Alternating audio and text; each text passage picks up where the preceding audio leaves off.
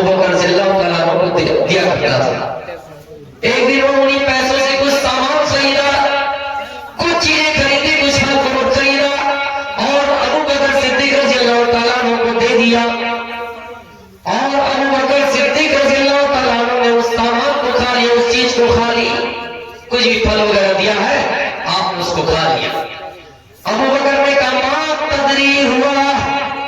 ابو بکر سے کہا ما تدری ہوا، اے میرے آقا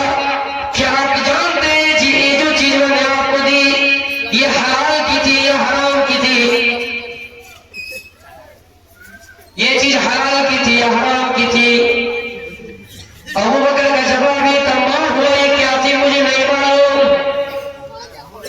غلام کا کہنا یہ تھا کہ میں نے یہ جو چیز آپ کو لا کر دی، کوئی سامان لا کر دیا تو پتا ہے کہ یہ چیز حلال یا حرام؟ ابو بکر نے کہا مجھے نہیں معلوم۔ اس غلام نے کہا میں نے کہانت کری تھی، جنگل میں کوئی انسان جا رہا تھا زمانے جاہلیت میں، اپنی بیوی کو لے کر جا رہا تھا، ان کی بیوی کے پیٹ میں بچہ تھا، اس نے مجھ سے پوچھا کہ میری بیوی کے پیٹ میں بچہ ہونے والا ہے، پیٹ میں بچہ ہے یا بچی، لڑکا ہے لڑکی؟ میں نے کہانت کری تھی، کہانت تمہارے کہانت کری تھی، اور میں نے اس آدمی کو بتا دیا تھا کہ تمہارا بیٹا پیدا ہوگا، میں نے کہہ دیا تھا۔ کچھ مہینوں کے بعد ان کا بیٹا پیدا ہوا، پھر وہ آدمی مجھ سے ملا اور مجھ سے ملنے کے بعد کہا کہ تم نے مجھے بتایا تھا کہ میرا بیٹا ہوگا، حقیقت میں میرا بیٹا ہی ہوا ہے، میں کہانت کی بات تمہیں کچھ روپیہ دے رہا ہوں، کچھ پیسہ دے رہا ہوں، وہ پیسہ میں نے اس سے لے لیا، وہ سامان میں نے اس سے لے لیا، اور اسی سامان سے کچھ چیزیں خرید کر میں نے آپ کو دے دی اور آپ نے اس چیز کو کھا لیا۔ ابو بکر کا غلام تھا، زمانہ جاہلیت میں کہانت گری تھی، کہانت سمجھ رہے نا؟ کوئی انسان آ گیا